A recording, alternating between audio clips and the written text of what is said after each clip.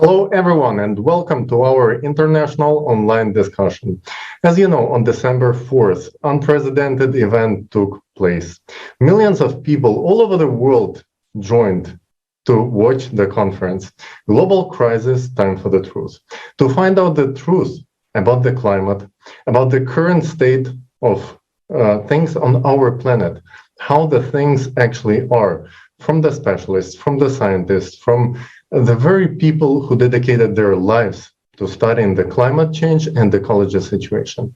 And this event was 100% organized by volunteers. Regular people from all over the world translated this conference into over 100 languages. So people from all over the world can have access to this truth in their own language. And today we are here to follow up, to discuss it, and to summarize what is the most important right now. What is this call for unity that was spoken about so loudly on December 4th? And my co-host Marina will follow up. Today, in our international online discussion, together with our respected speakers, we will continue to uncover the topics raised during the conference and, of course, share our impression from this significant event. I'm so honored to introduce you to our esteemed speakers. Dorian Rookmaker, politician, non-attached member of the European Parliament, member of the Parliament's Committee on Transport and Tourism. Welcome. Dr. Kusum Kanwar, founder of AdaptSkill, president of WEE, Maharashtra State, and GCPIT Global Ambassador. Welcome, Kusum. Dr. Jeffrey Long, medical doctor, radiation and oncologist, best-selling author, Evidence of the Afterlife. Welcome, Dr. Long. And Christian Pushkashu, economist and business analyst from Germany. Welcome, Christian. Welcome, dear guest. We are so happy to have you here with us today. And before we start our discussing today's questions, I would like to suggest that we watch a short video that gives a full understanding of a problem that already exists today in the climatic, ecological, and social areas of our society.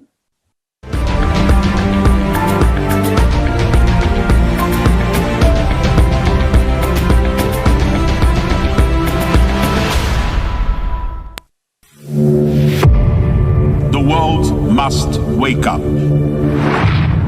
Climate summit in Glasgow. The British Prime Minister Boris Johnson urged world leaders today. Le changement climatique est en marche depuis la fin du XXe siècle. The climate crisis is not our fight alone, it's a global fight. We see the warning signs in every continent and region. It is the biggest problem humanity has faced ever.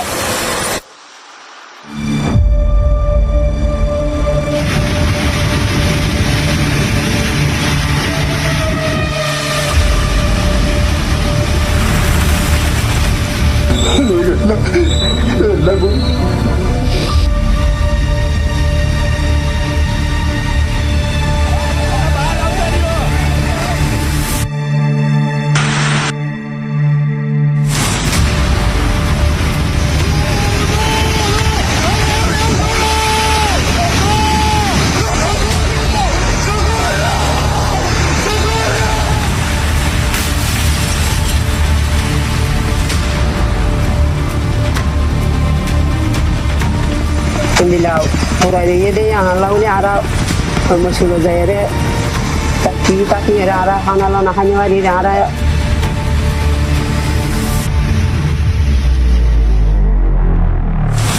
But the fire is spreading with great speed. Bak! Allah'ım yarabbim yardım et. Allah'ım yardım et. Allah'ım yardım et.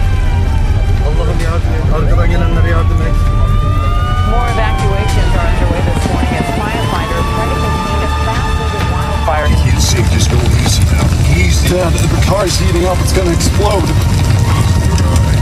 Jesus, God help us.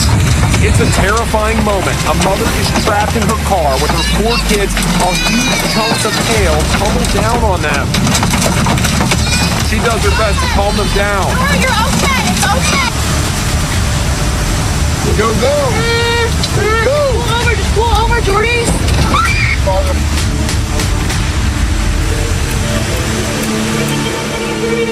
അപ്പോൾ ഒത്തിരി നഷ്ടം വീടെല്ലാം പോയി, കുഞ്ഞുങ്ങൾ പോയി, അങ്ങനെയൊക്കെ വന്നു. ആ പൊട്ടി വന്ന വെള്ളം ഞങ്ങളുടെയൊക്കെ വീട്ടിൽ കൂടെ.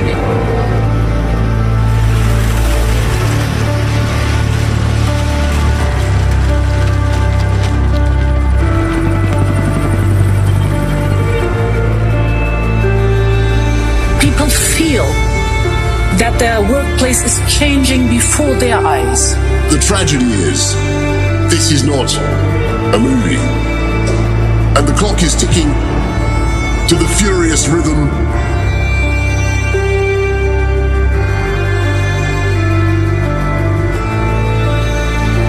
It is a global challenge. We need to act. We feel the urgency.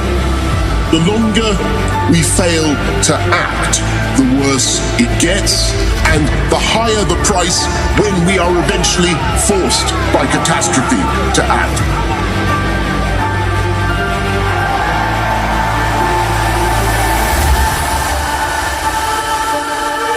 This is the last chance.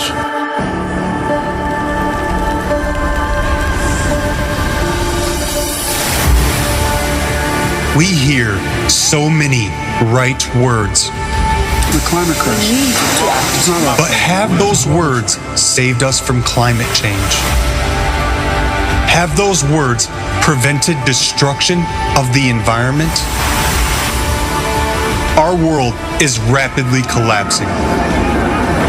What will be next? Are we able to change anything? This question has driven each of us to take action. Right now, with this live broadcast, a historic event is taking place. The International Online Conference, Global Crisis, Time for the Truth. 100 languages of simultaneous interpreting, organized by volunteers from 180 countries on the platform of the international project, Creative Society. This conference will change the future if everyone watches it.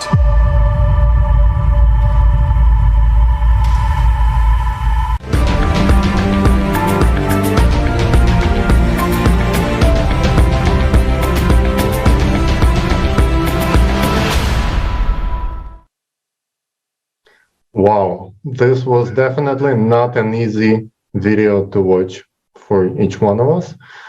But at the same time, this is the truth about climate change and the truth about how people's lives are being affected all over the world in places where we could not even imagine things like tornadoes in Czech Republic or floodings in Germany we've seen, or things that happens in the US within the recent year. And today with us, we have people who experienced on their own skin what the climate change is.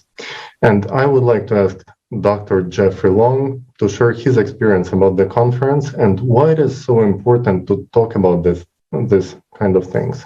And what is the importance of the conference in your opinion? Please, Doctor. Yeah, I live in Houma, Louisiana. In late August, we were struck by one of the strongest hurricanes to ever strike America. A lot of the video that you saw of hurricanes is exactly what happened here. We had 140 mile an hour sustained winds. In fact, my home, as so many other homes, were damaged so severely that I'm broadcasting in a recreational vehicle because my home was rendered uninhabitable by the hurricane. I've seen climate change and the devastation of increasing strength and number of hurricanes right here where I live in a way that is absolutely vivid. Thank goodness we have the Creative Society. We have this organization bringing the truth about climate change to the world. This is an outstanding group, all volunteers. That's extremely important. They're not on anybody's payroll. They're all doing this. All of us are today talking with you because we want the truth to be known, and we want to emphasize that the answer is the creative society. We need people all around the world to understand the severity of this problem and join together collectively, wherever we are on the planet, to help find a solution.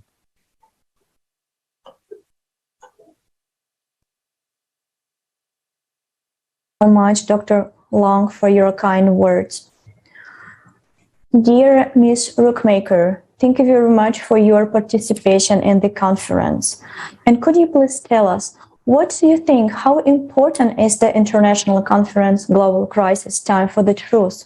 Specifically, the fact that it was initiated and conducted by the people themselves, entirely on the volunteer basis. And the second question, how important do you think it is now for people themselves to start acting in the direction of unification?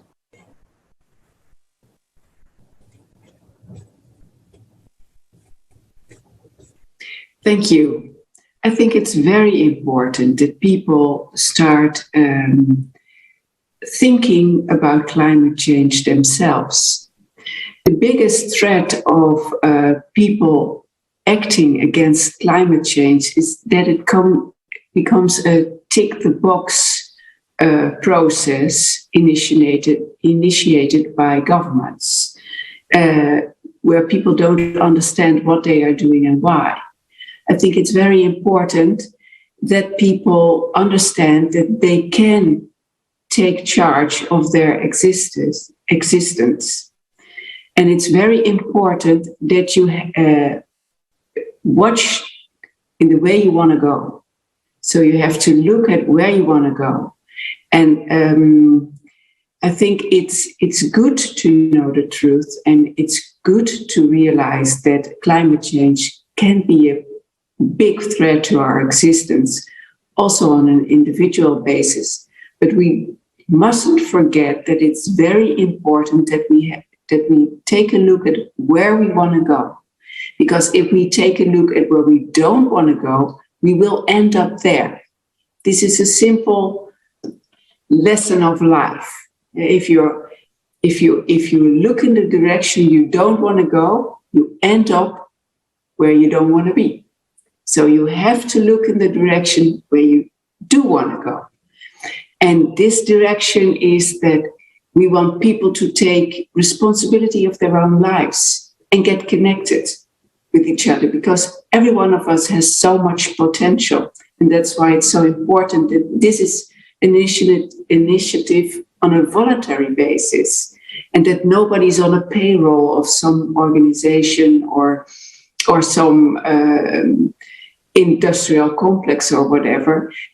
We're gonna do this by ourselves, by connecting, by using our creativity.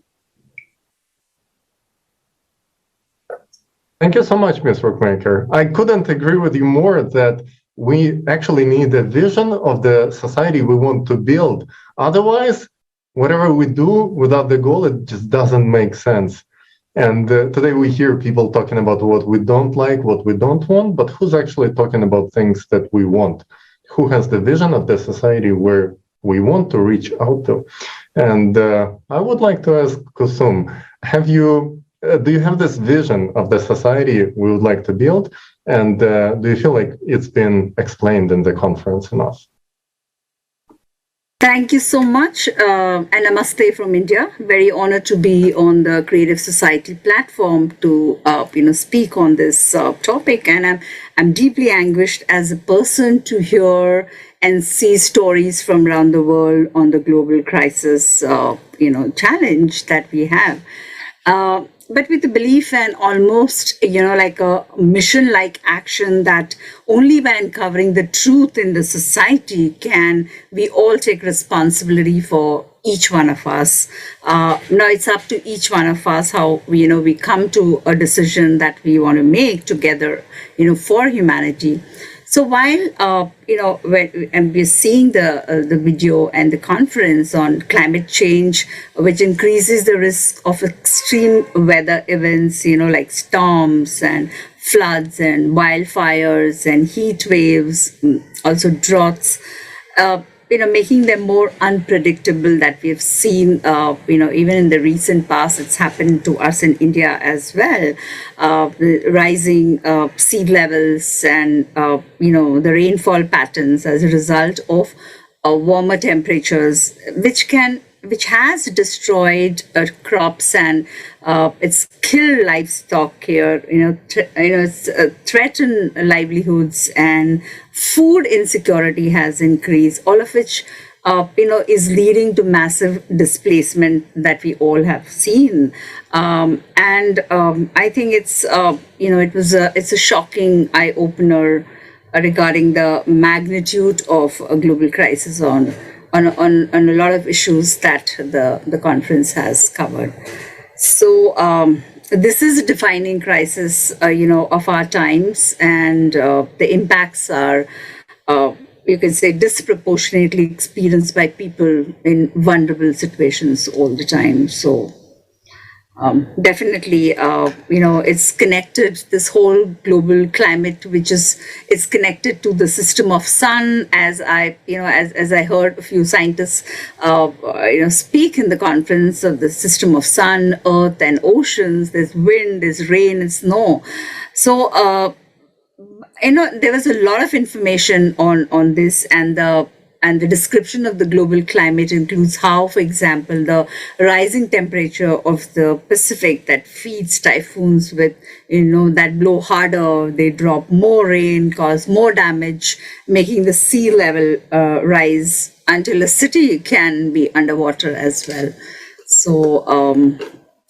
So it is a global warming or a global crisis, which is it is not any longer slow atmospheric process, but it is it is now highly accelerated, which we all need to be concerned about. Thank you. Thank you so much, Kusum. When you were speaking, I absolutely agree with every single word that you said. And when you were speaking, I was thinking that global crisis time for the truth resonates in so many people from around the world. We received so many questions during the live broadcast. We keep receiving them even now. And that shows us that we as a society is starting to grow up. So we are right now, this information that was presented on December 4th will give the opportunity for every single person on earth to make this educative decision about what we need to do next.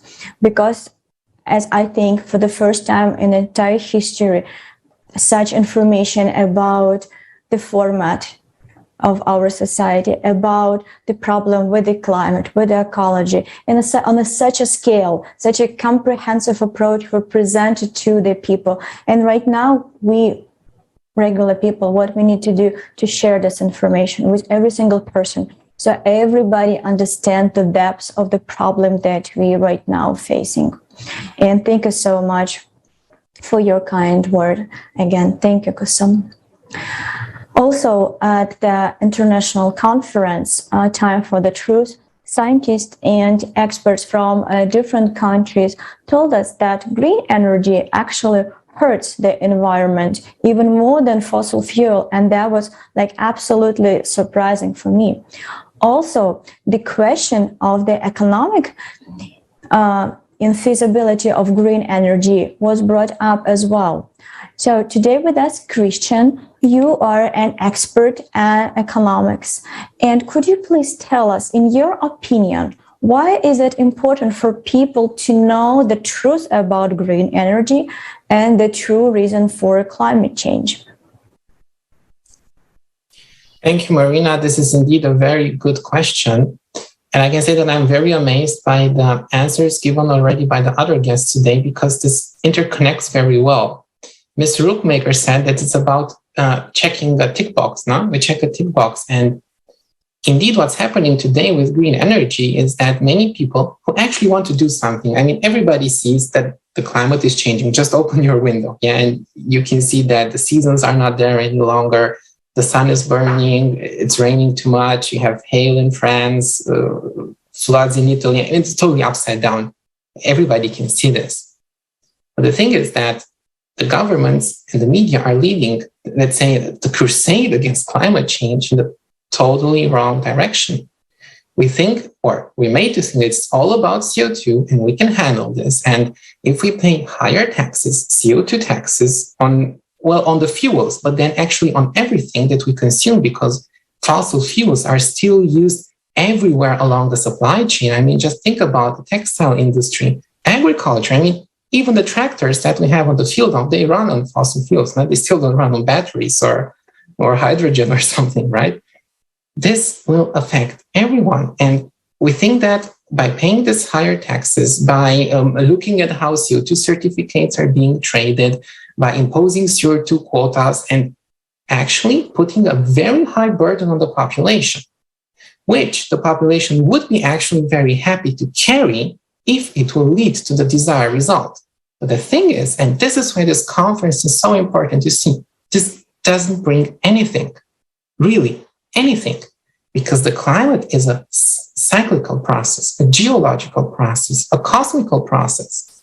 CO2 is by far not the cause of it. And we're paying so much money, really, every one of us. Also companies, I mean, both as individuals and as companies, we're paying so much money through higher electricity bills, extreme prices for fossil fuels, for gas. We're paying so much money for this. And this is being channeled, again, to certain so-called green projects. And we have to say green projects, not because there's a lot of greenwashing nowadays, unfortunately, as well. And this is actually being channeled into private pockets.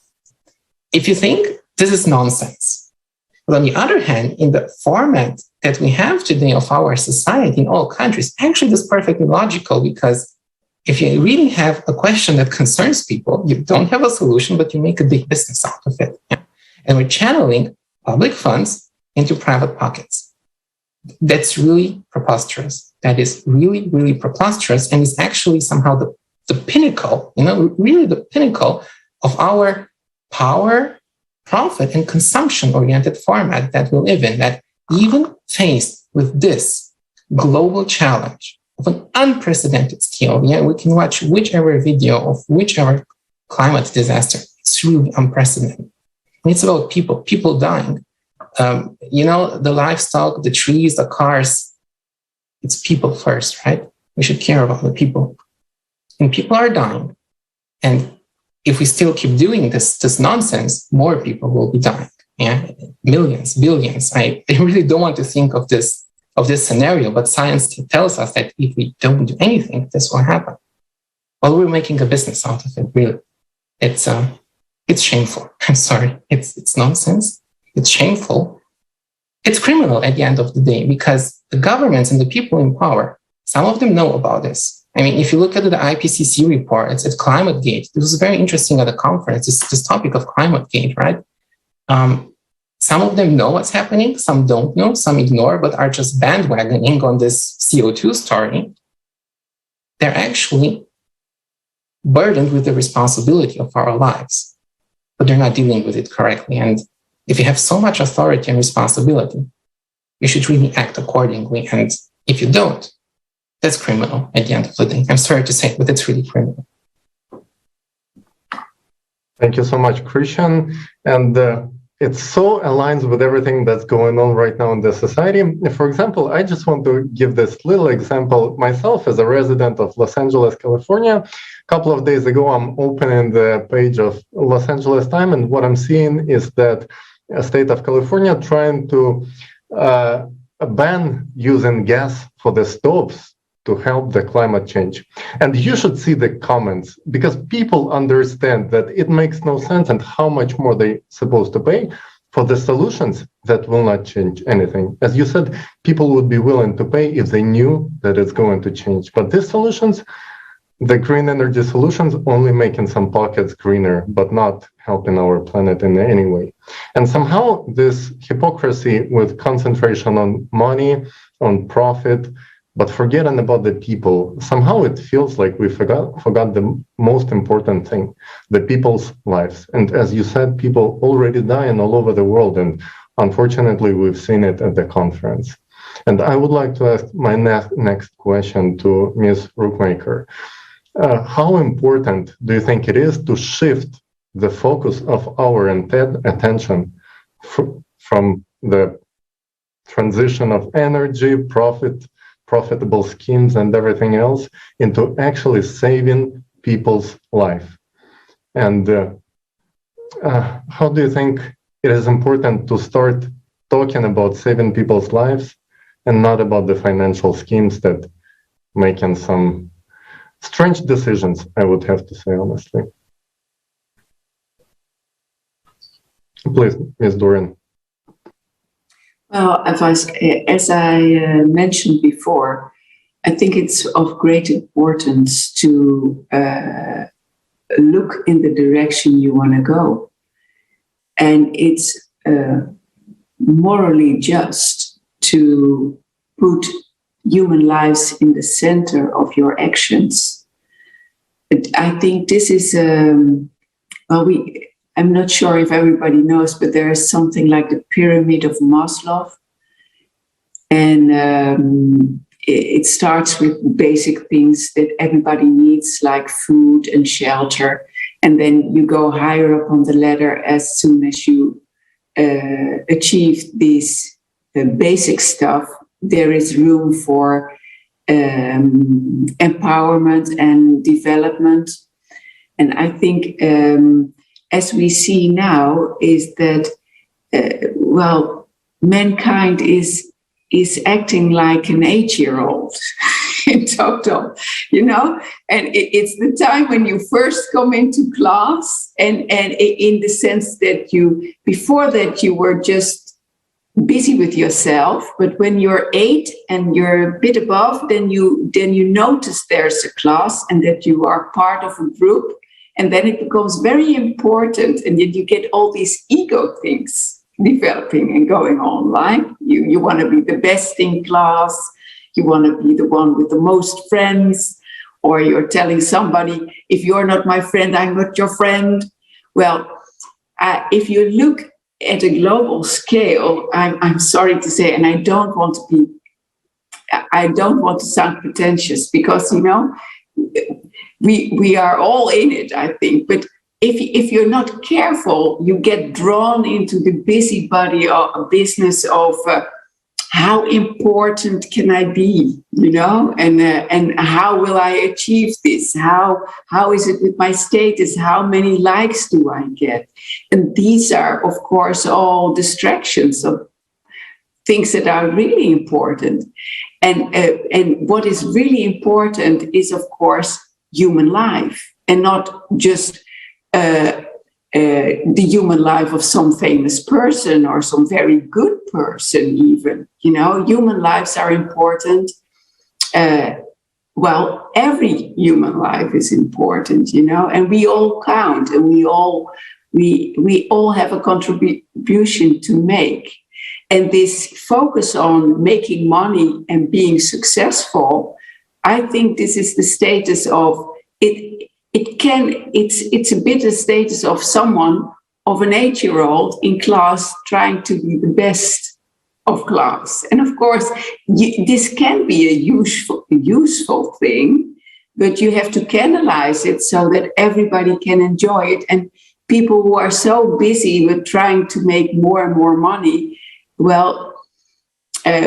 all are there to tell them that money isn't everything, and it starts with knowing yourself, as Socrates already said many, many years ago. Thank you so much. I really like your comparison of our society with a group of 8-year-old children. You're absolutely right. So that picture is so clear. And I believe it's time to grow up. We really need to start act as an adult in solving the problem and not running away from this problem, but really get all our strength, learn the problem, learn the root of this problem, and act. Because we know right now, so every minute that we're and sitting on the couch, this minute cost us we pay with the human lives. And that's just impossible to have right now. Thank you so much for this comparison. I hope people will hear and understand it and act accordingly. If I may add something, Marina, for one moment here, this is very interesting, this example, because last year when I was at the seashore in Italy, we're on holidays, I was not a father back then. Now I am a father. I was watching little kids playing in the sand. And just as Ms. Rookmaker said, they were striving, I want to have more toys and more sand. You know, they were not sharing. And the parents were explaining to them, oh, come on, look, we have to share something. Look, you can share this toy with the other little boy and you can play together. And I was really so shocked. I had this understanding. But this is the way our world works, the world of adults. And it's very interesting that we, as I think many of us are parents here, we tell our kids and we try to give them values. They have to share, to be human, to be friendly, to work together, to cooperate, not fight, right? But this is only in our microenvironment. And if you see how our world works on the macro level, it's exactly like the sand pit or the classroom. Really great example. And I really have to say that we have indeed to grow up. This was very good vocabulary today, to grow up, to evolve, not to make a revolution or so, but to really evolve and transfer actually what we people want. With this humanness at the end of the day, it's called humanness, right? To share, to be good, to be kind, right? To transfer this from the micro level, from the personal level, to the macro level of companies, corporations, states, the way we interact as somehow groups, and as communities, as humankind at the end of the day. And yes, this is what we need indeed to grow up. I like it so much, this emphasis. Thank you. Thank you so much, Christian. And again, like how child develops, like it doesn't matter how long and how often we will preach the child and trying to teach him how to be nice. Child will only learn by imitating. So if we will not act as we preach, nothing will help. So I understand. So in our society, the growing up process means starting to take responsibility and not like moving it to the shoulder of somebody else. Like you go to office, so you need to fix this problem for us. If you don't fix it, we will blame you later, or we will re-elect somebody. No, that's exactly how 8 years old acting. So we need to really grow up and take this responsibility and create such a condition in our society that we will be able to solve everything and we will be able to act together and cooperate and solve all these crises all together. Because those crises that we're facing right now, they are unprecedented, they are global, and those crises really need to have like global solution. We need to act together. Thank you so much, Christian. Thank you so much, Ms. Rookmaker.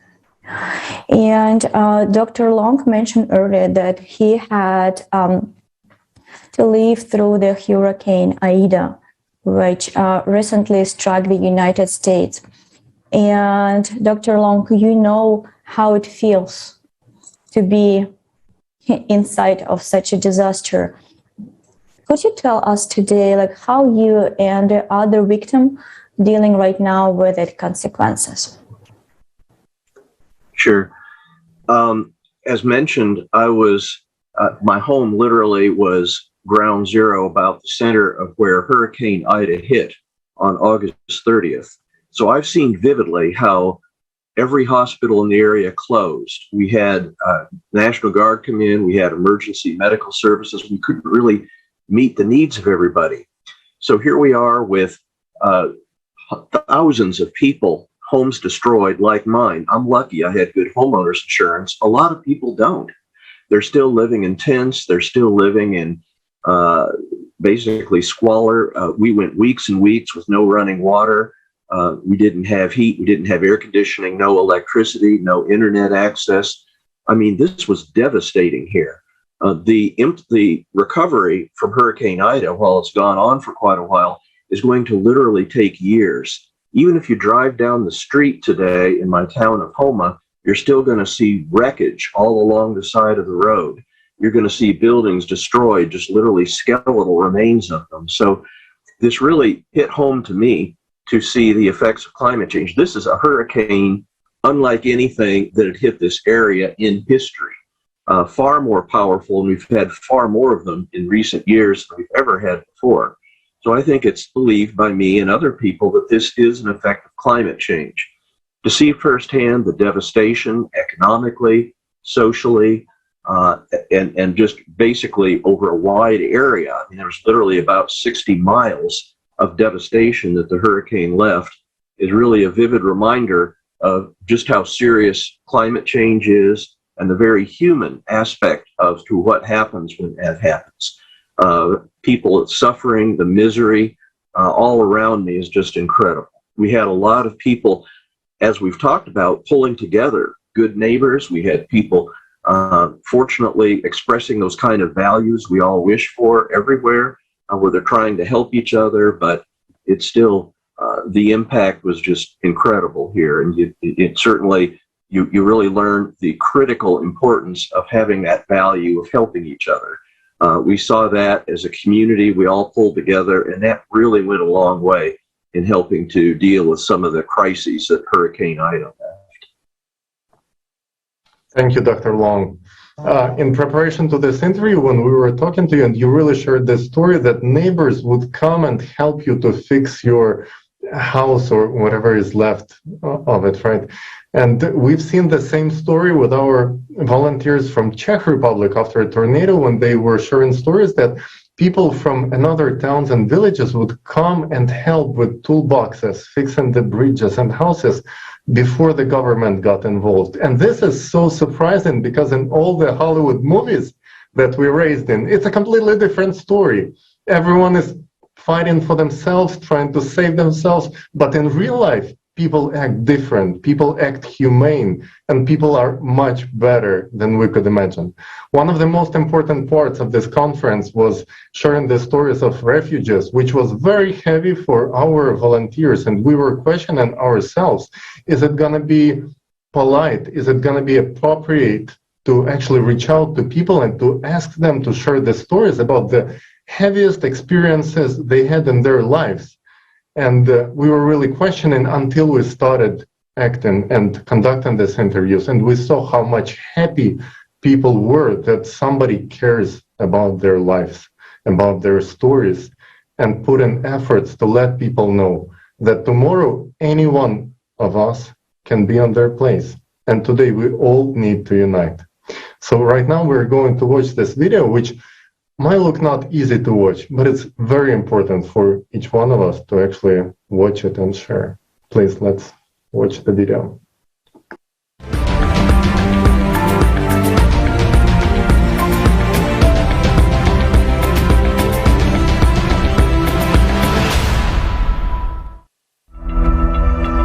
Why is there such inhuman treatment of people? I was thinking about it and decided to figure it out.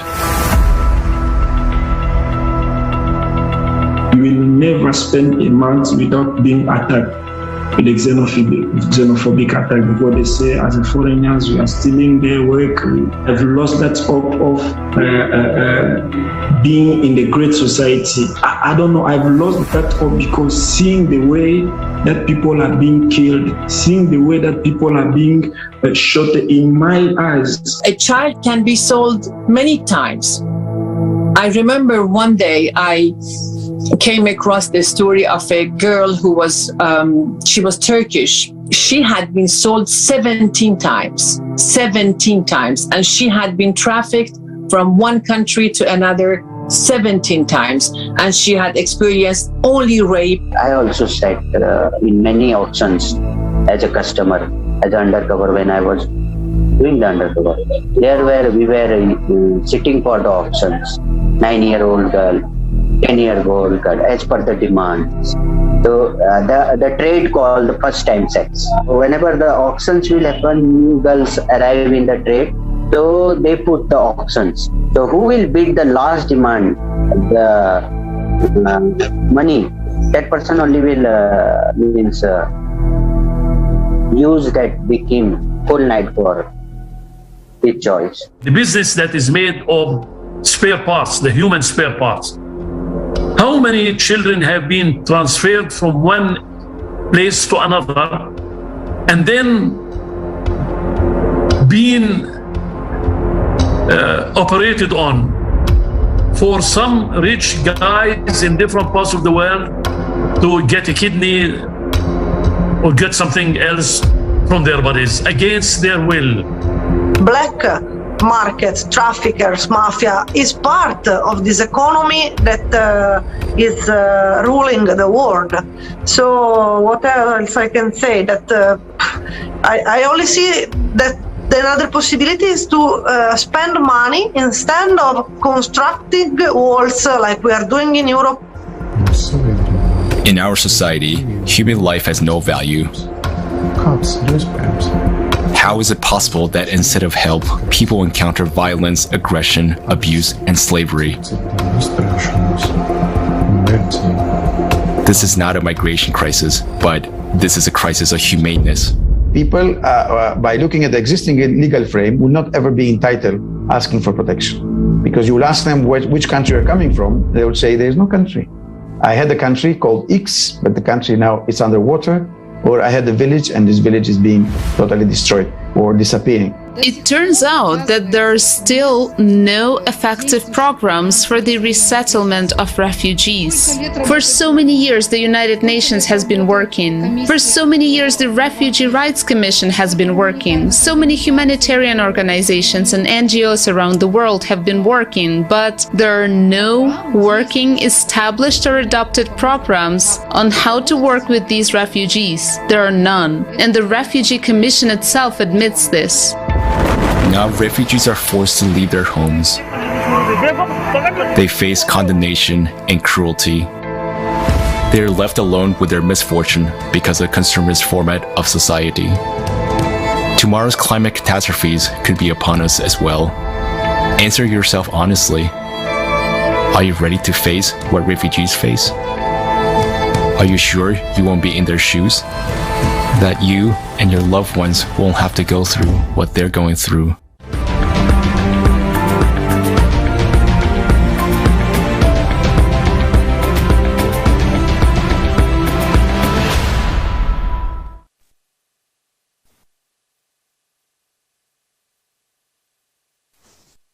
What we just saw is just terrible. How can something like this happen in our modern, what is considered to be civilized society? Can we really blame anyone? I think yes, we can. And the responsibility for what's happening is on all of us. After all, by our inaction and our indifference, we support the consumerist format where money and power come first and human life is worth nothing. And every day we find out about new climatic events around the world and we don't know where something will happen tomorrow. And there is no guarantee that this will not happen to us tomorrow and that we won't have to seek refuge in other countries. Kusum, would you please tell us what you think about what you have seen? Is anyone insured against being in these people's shoes, given that climate disasters are only escalating now? First of all, very, very shocking eye-opener, regarding the magnitude of, of human trafficking and auction of girls. These stories like a girl was sold 17 times and no one is insured. It can happen to any country. It can happen to any city or a person in the world. Now, climate change is indeed, is an induced conflict, I would say. Governments are not helping, and where is the missing link? It can happen to any one of us too. We do have Dr. Long's story, and he was in the middle of a crisis at that point in time. So, when I have no country to say, this country is mine, so how do I say where do I belong to? So people displaced due to climate crisis are no longer called human beings. they are either migrants or they are refugees or they are internally displaced people. Because I have no identity, when I become a climate refugee. So there's no country or no city to call as mine. As they were there yesterday and today it's all submerged under the ocean. So today, if I am silent and do not speak out, I'm a part of the problem as well, right? We've heard in this conference. So it is the world's most vulnerable people who are made to bear the brunt of this climate change, though they are least responsible for causing it. And, we are all, and they're so ill-equipped to deal with the consequences. And so with the climate change actually intensifying humanitarian needs, international humanitarian agencies are overwhelmed. They're increasingly stretched and they lack funding that's required to address these issues. But what happens for each one of us? Like how Dr. Long also shared that there were people who were coming out and helping each other, and we have seen that that people are there to help each other out.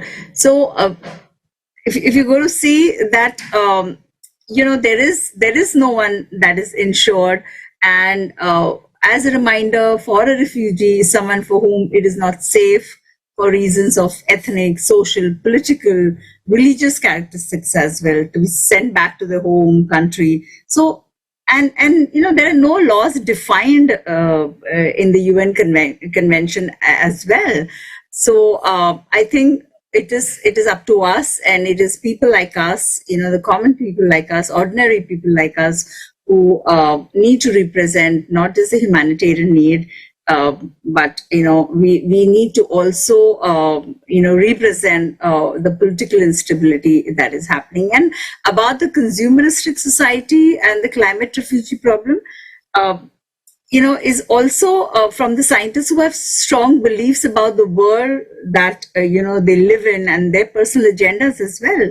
People who manage the funding agencies, as Mr. Christian had, he spoke about, the economic crisis also behind what happens in a climate crisis. So there are companies, political action groups, political parties, and NGOs, that who are paid for their research and also have ideological and organizational agendas.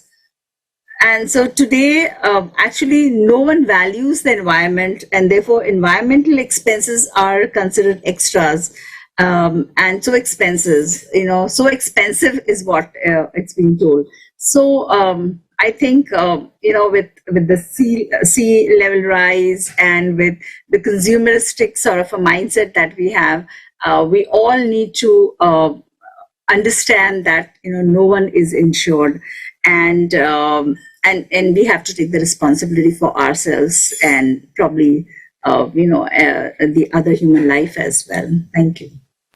Thank you so much, Dr. Kusum. And as you mentioned, no laws defined. Well, there are definitely some laws because the legal term climate refugees does exist. But on the scale that it is happening right now, and just last year we had 86 million people as climate refugees, and right now we see it's picking up. So it's going to be more and more. It's going to be tens of millions, if not hundreds of millions people have to be displaced. And do we actually have any laws to regulate it, or laws for the countries to accept these people? Or what kind of situation are we looking to get ourselves into within the next years? I would like to address this question to Ms. Rookmaker and ask, are we prepared from legal side, and how do we deal with this? Well, thank you for this important question. I think we're not prepared, and this is because the discussion on a political level, for instance, the EU, but also I think in the United States and everywhere, it is a toxic, non-productive political discussion. So people of left and right are condemning each other of being brainless or amoral, and they're not looking at the situation on a more objective, factual basis. And I don't want to blame them, because I can understand, because if you see people struggling or in a very, very bad situation, as a politician, you know that this will be an emotional debate. I've seen this over and over again. For instance, in the 90s, we had the war in the Balkan.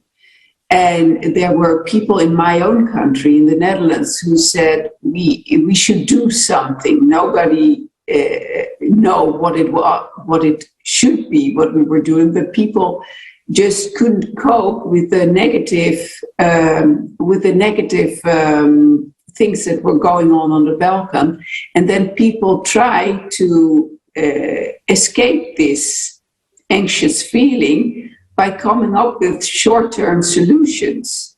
And I think the migration crisis is a very complex problem. And it's not only brought about by climate change, and I think we must be very careful not to put climate change as an etiquette on or a label on every problem that we face nowadays. So of course, climate change can be an aspect and can be a cause. But the main cause for migration problems are corrupt societies and governments that are misbehaving. These are the number one causes for migration. Almost all people want to make a living for themselves, want to build up a normal life. And in so many countries nowadays, this is simply not possible because people are living in corrupt societies. And then, of course, we end up at the point that we were starting, is that these corrupt societies are there because people think about short-term profits. And people get status and can lead a glamorous life if they're acting on a short-term basis. And this the same goes for politicians, but it's also for drug traffickers, human being traffickers, smugglers. And there are people that are looking for the loopholes in this society, in our system, to make a short, fast buck, to say. And this is, of course, a problem. And it's not dealt with properly when people are thinking about legislation. Because if you look at the migration legislation in the United States, but also in the EU, you can see that it is it's a business proposition for people who don't care about laws and don't care about people. And this is, of course, a huge problem. There will always be people looking out for opportunities elsewhere if they are in a bad situation in their own country, and this is a fact. And if there are lots and lots of people doing this at the same time, this is a logistical problem, because no country in the world can take on many, many millions of refugees at the same time.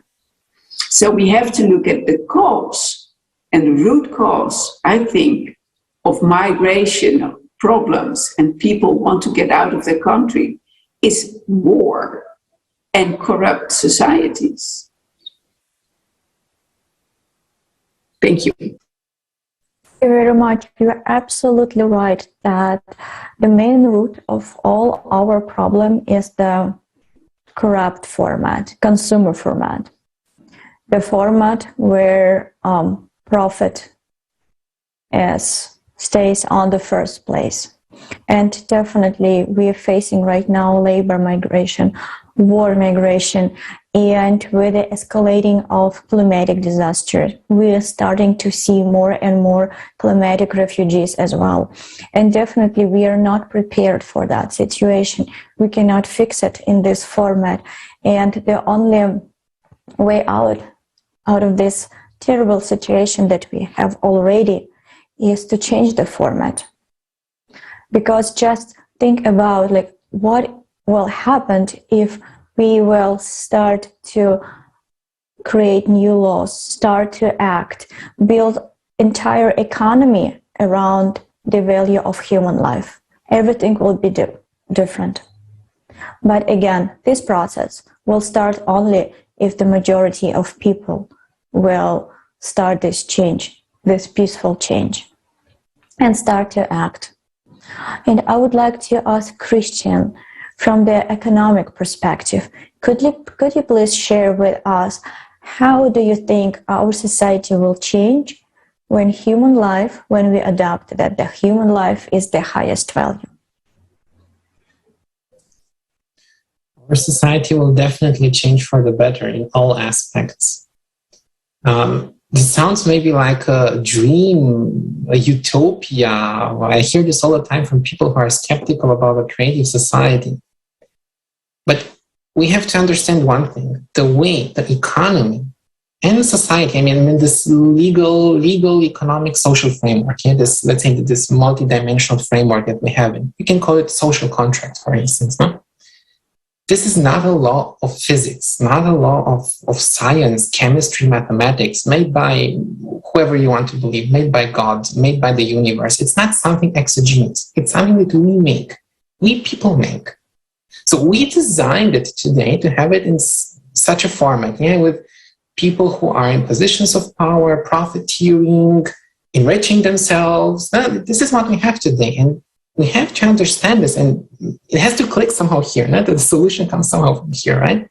We have to understand that it's in our hands, but of course, only together. Now, I cannot change anything by myself. Ms. Rookmaker, Kusumi in India, nobody can change by himself. Only together. And again, let's say if we live in a block of flats, or we live in a town, we have a city council. The more people are involved, the greater the solution and the more long-term it is. And if we want to change this social contract that we have, this profit, consumption, power-oriented format, we have to be all together in this. We have to understand that, yes, we can. It's just in our hands. We're somehow made to believe that, war is happening, let's say from the European perspective in the Middle East, or essentially, there has always been war, there has always been suffering. Let's say again from European perspective, in Africa or Latin America, there has been misery. We're somehow so used that, humans in suffering, it's part of our life. To be honest, it's part of our life. And I like so much Dr. Long today sharing his experience about this, that, when there's a catastrophe, war made by humans or climate, not made by humans. We have a lot of shocking news in the media, and people get emotional and short-term reactions. Okay, good. But then we forget about this. And I would like, or it would be nice to have somehow a reminder, look how the life of the people is 1 month later, 2 months later, 1 year later. Like Dr. Long said, even now there are people without housing, in certain areas without electricity. For instance, in the US, a tornado that was just recent, people without basic needs.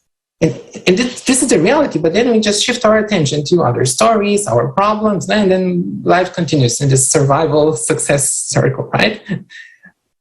And this is what we have to understand, that this is not normal. Really, this is not normal, and we can change it. And from an economic perspective, it actually makes so much sense. And people who are still skeptical, from our viewers, about the Creative Society project, how can it be? How can it work? Well, imagine that in every economic activity, in every human relationship, you put human life first. It's just a different goal, a different purpose of maximizing, let's say, the budget constraint, the workforce, whatever you have to work with. Let's say if you're a company or a country, you have certain resources, to put it very general, certain resources, and you have to optimize, right? You have to optimize. Today, we optimize only for profit in private pockets, not the profit of everybody by far. And we forget about human life, human health, and the environment. We're just destroying everything. We're destroying them. Let's start creating and improving human life. It's just the shift of this focus. A doctor will be a doctor in the creative society. A journalist is a journalist. A financial expert is a financial expert. Many people hate financial experts, but actually they have a very important role, but they're working for the wrong purpose. Imagine that in every economic activity, you put human life first, you rearrange everything else so that you improve the life of your employees, of your clients, of everybody involved, because it's everywhere, people, right? When you just open the fridge and you take something from there, it's the story actually of many people behind it, not people involved in agriculture, in transportation, even in marketing, in running the business. It's a story of people.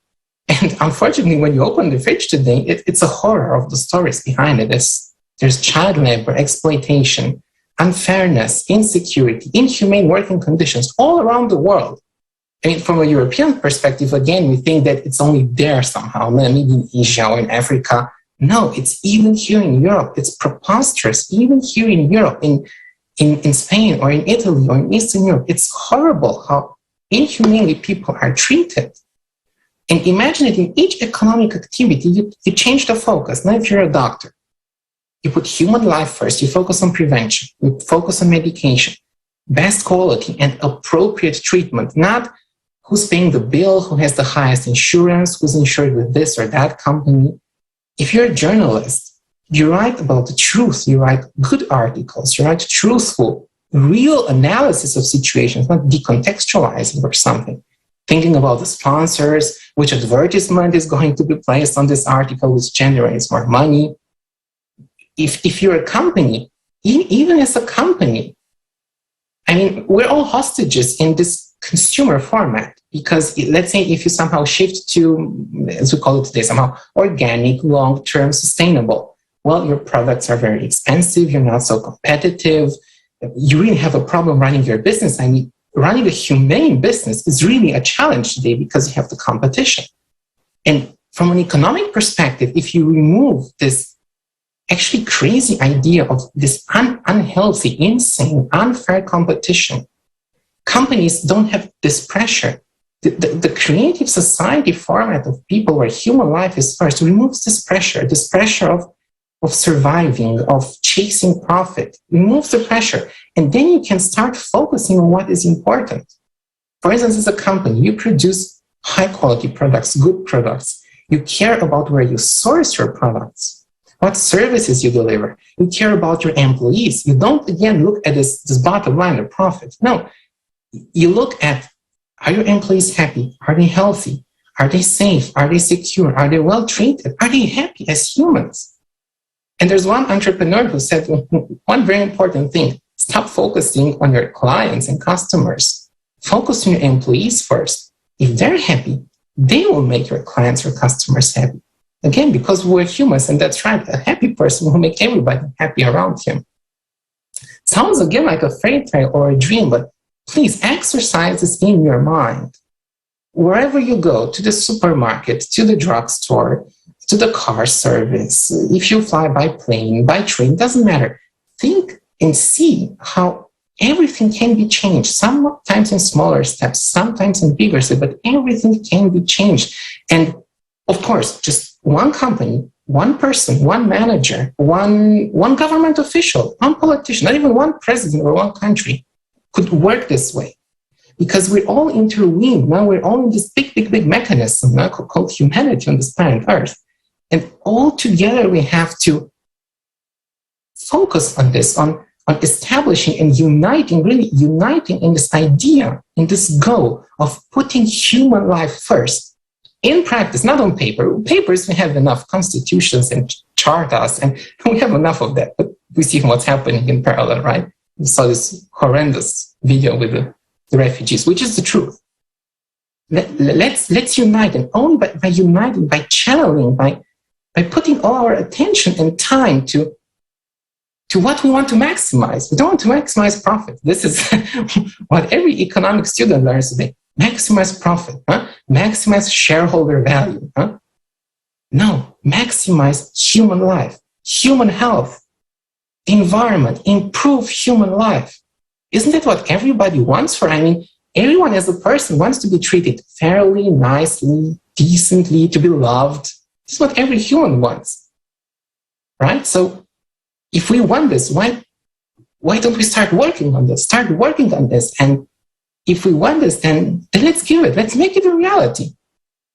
Yeah, and actually what we all discussed today here, from a climatic perspective, the corruption perspective, the refugees, all these problems are intertwined. And the solution is one. It's really to unite in this goal of putting human life first. What a great world can there be? And it is in our hands. We have to move. Sitting on the couch, blaming politicians, voting, pushing responsibility won't help. We have to get involved.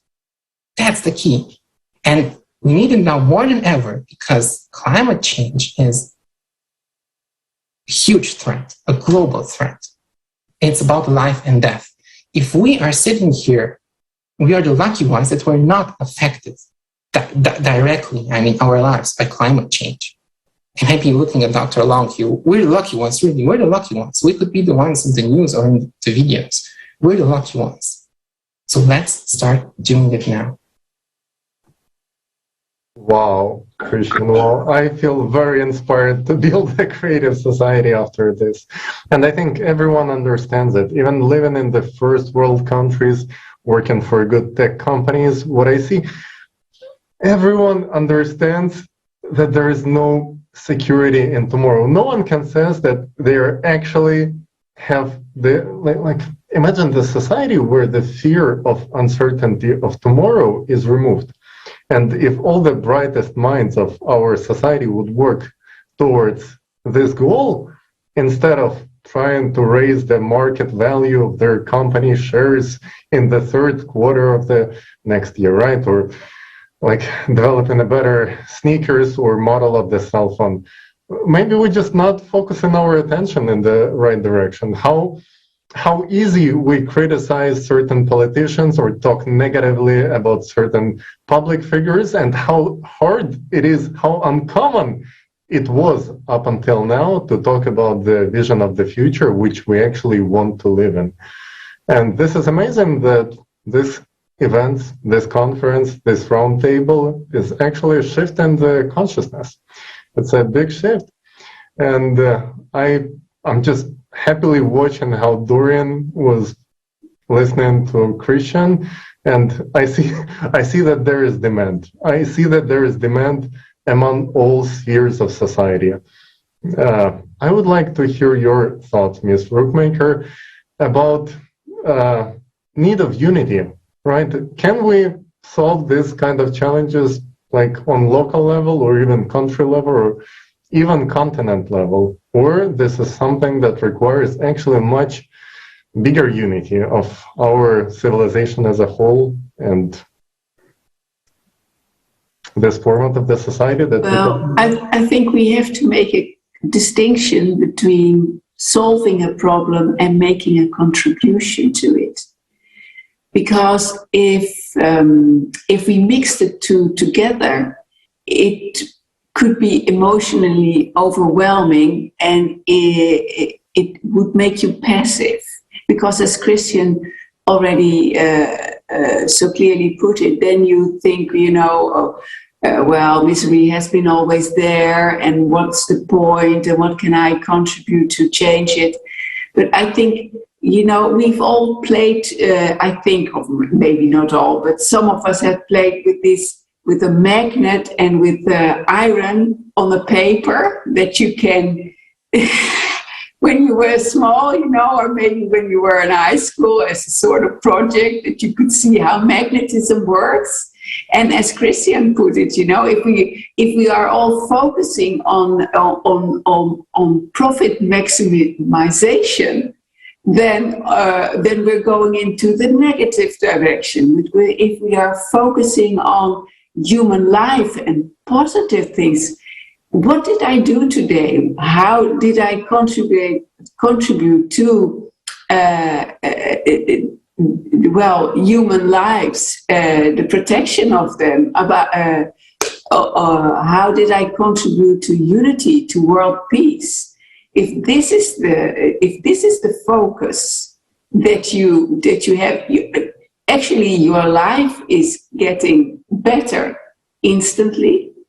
Doesn't matter what circumstances you're in, even if the circumstances are hard. If you have a positive focus in that you try to make the best of it for yourself, but also for the environment and for your fellow human being, it's always better than to focusing on something stupid like profits, So, thank you. I think unity is, of course, is something that we strive for now in this movement, and it would be so good to inspire every day a bit of more people.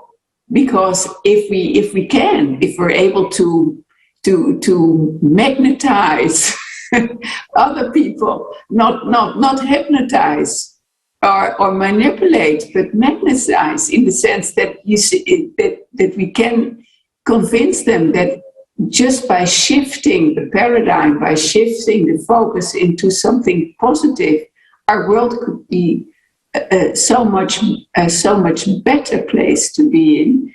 That would be very, very good. And because all these problems that we're facing right now, you cannot tackle alone. Not even a government, not even an international organization. We have to do it all together. And it's so much more fun also to do it all together. Thank you.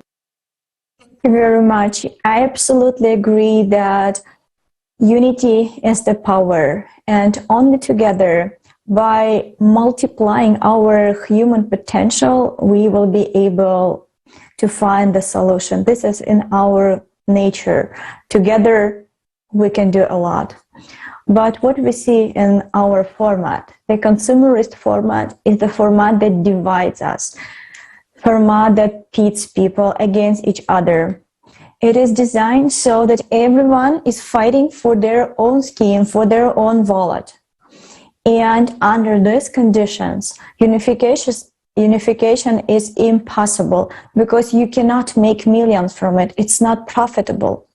That's why there is no alternative to a creative society. And I fully agree with what Christian was saying before. There is a common, in a creative society, there is a common goal and very simple task to survive. And subsequently to move to a new stage of evolution. The creative society already unites people around the world because it is based on the value of human life. And each person is important in such a society. And this is the essence.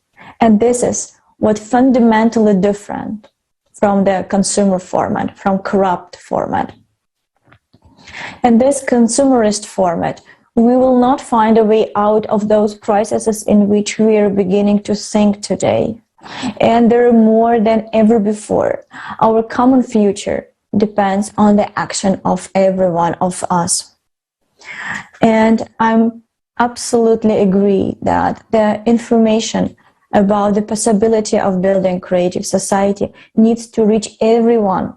Because again, only together, by uniting the potential of everyone on the planet, can we not only stop the climatic threats, but we can turn our planet into a thriving world. Dr. Kusum, could you please share your experience of the proactive actions that are so important in the first stage of informing?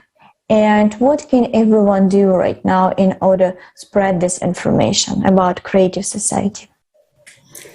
Thank you so much. It's really such an important question because we all need to do more.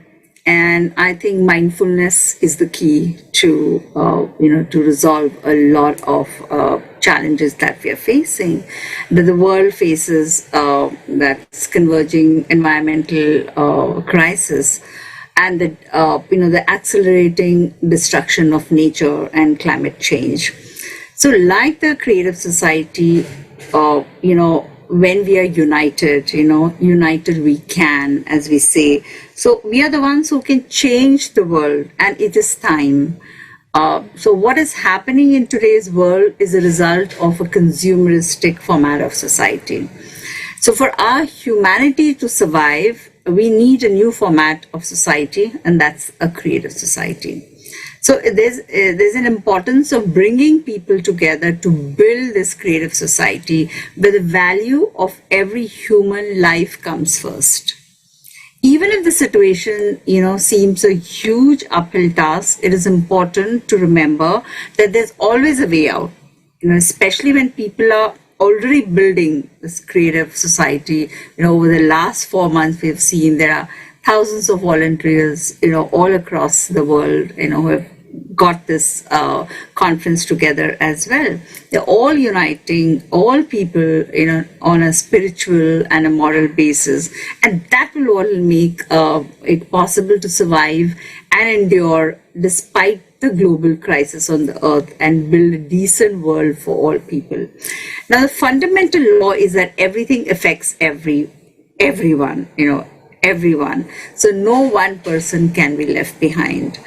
And more people realize the importance of building that creative society. It was such a pleasure hearing Christian talking about building a creative society, and that the human life is first. And also, me being in education and being an educator day in and day out, this is what we're talking to children, we're talking to parents, that the importance of human life and of a creative society as well. Because only by changing the format, also of relationships in society, can we survive the climate refugee problem and the crisis as well. So, what we can do so that we, our families, children, the next generation would live in a society worthy of a human. Only together, as entire humanity, we find answer to these questions, where we say that human is a fundamental unit of society, and humanity is one big family. Right? There's human life, there's human freedom, the 8 foundations of the creative society, human safety, transparency and openness of information for all, as we are sharing today, the creative ideology, development of personality, justice and equality, and a self-governing society. Only we ourselves, the people, we can bring the creative society to life by spreading awareness. It is important now for every one of us, on every inhabitant, you can say, of the planet, to learn about this unifying idea. Changes begin with us, and with the information we share with each other. Can we do more? Yes, it is clear that even if international community manages to make further progress, it has a long way to go before it has, exhausted its current agenda of negotiated restrictions on climate change, and like they say that the carbon emissions, and it's so important in the global crisis or the climate crisis that's happening. So the causes of this situation are multiple, but one feature stands out, that only if we we unite as humanity, we unite as people, we unite as a creative society, and keeping the 8 foundations of creative society in mind, can we can be a contributor to the conflict that's arising. So I'd like to say these Mother Teresa's words that always impact me, that kind words can be short and easy to speak, but the echoes are truly endless. So let's be kind, let there be a lot of compassion around. So a creative society that has to have a power to connect, to communicate and care. Love and compassion are inevitables, and they are not treats. Be kind whenever possible, as it's always possible. So as a human, we talk in a creative society. We talk about us as human. That's a fundamental unit of the society, and all of us, as humanity, is a one big family. So let's be transparent and spreading awareness about the creative society and how we can all live together. Thank you so much. Thank you so much, Dr. Kusum. Listening to you is so inspiring because it shows how much one person can do and how much one person can make a difference, especially in today's world. If, for example, 10 years ago, someone would tell me that I'm just a regular person born in Kiev, Ukraine, will be on this call with so many people from absolutely different parts of the world discussing these topics, I would not believe. And 10 years ago, it was impossible. But today it is possible. Today, so many people actually united and can make a difference. Even one person changes a lot.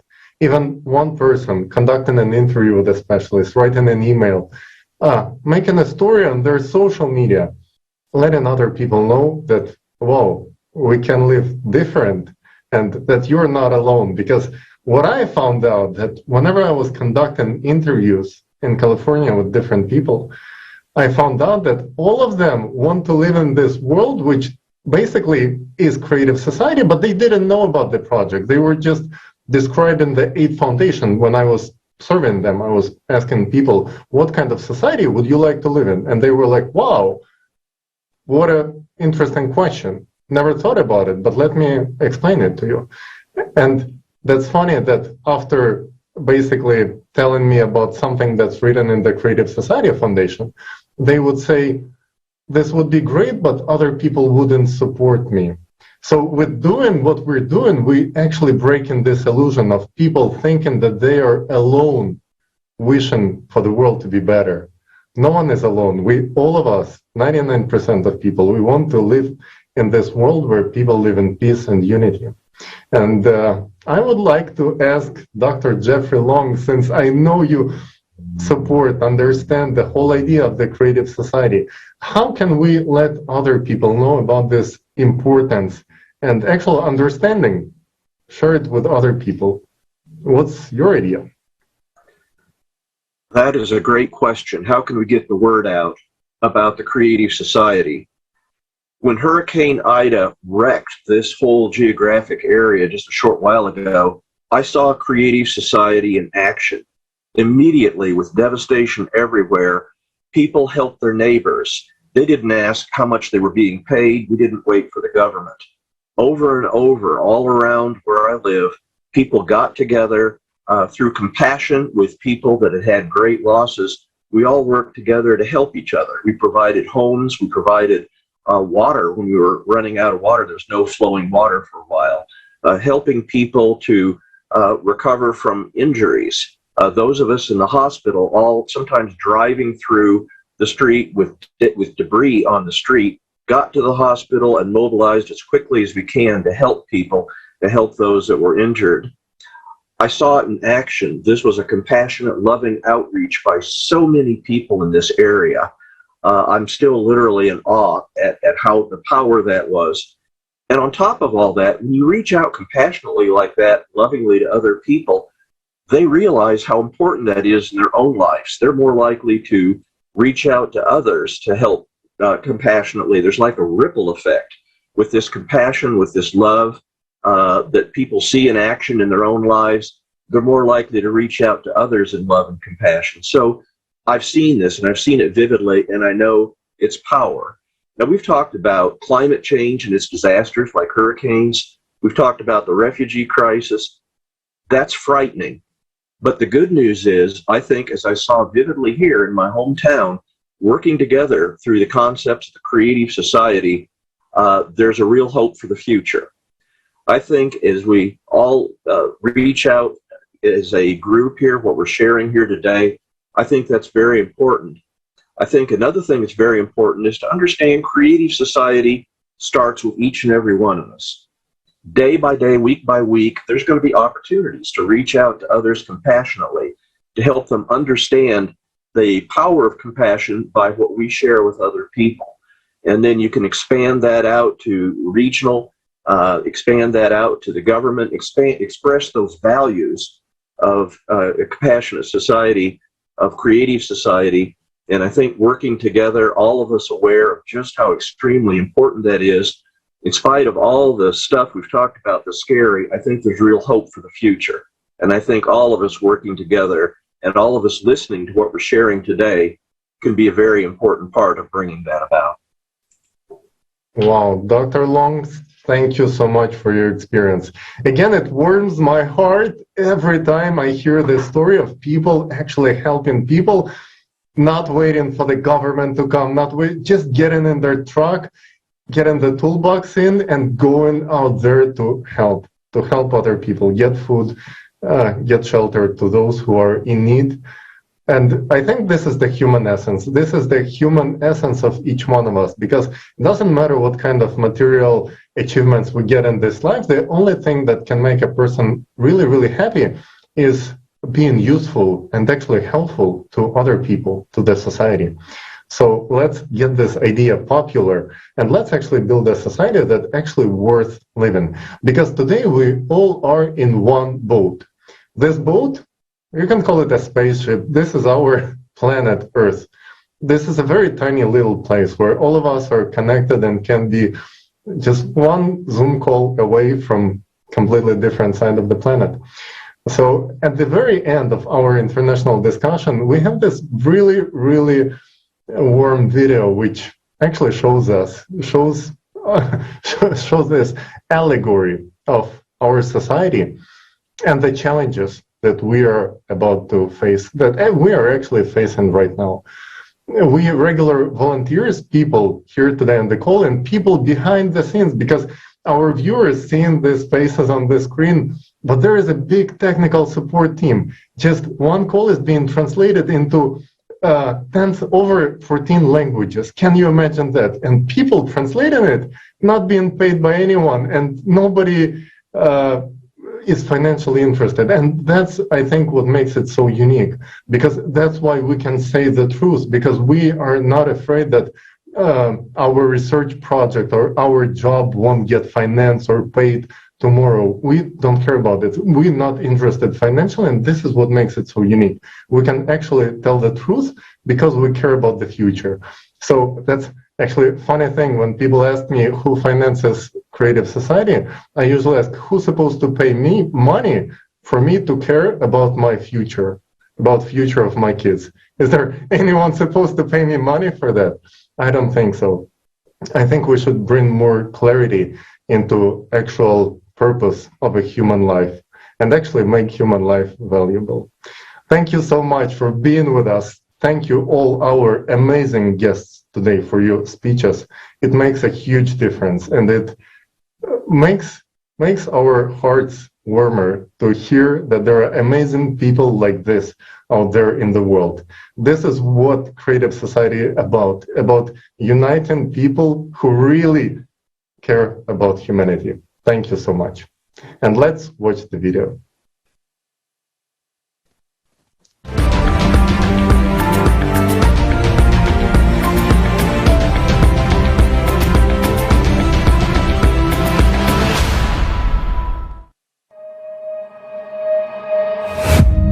Humanity, various races, nationalities, religions, but we are all sailing in the same boat in this ocean of life.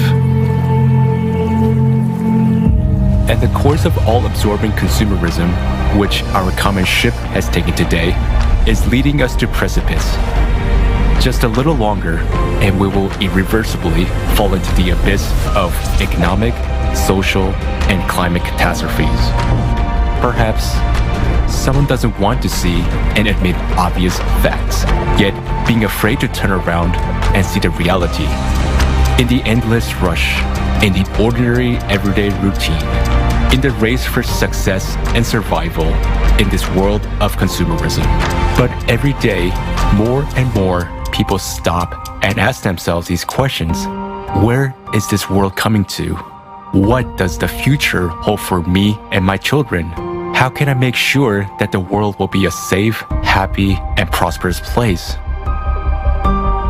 After all, no matter how successful you are, if the whole world is falling apart, there is no way you can avoid a bitter fate. We can change the course of our ship, which is speeding into the abyss, and instead of the abyss of consumption, steer it in the direction of the creative society. But we can do this only together. We need to unite our collective human potential, become a united civilization, and row in one direction. Uniting in a common goal, we need to direct our attention, our efforts, our knowledge, and our skills to charting a new course. And how quickly we can do this depends on the choice of each person. Our salvation is only in our unity. Only by working together can we build a truly decent world. A world that will have a future for us and our children. And that is the creative society. We still have a chance. So let's take it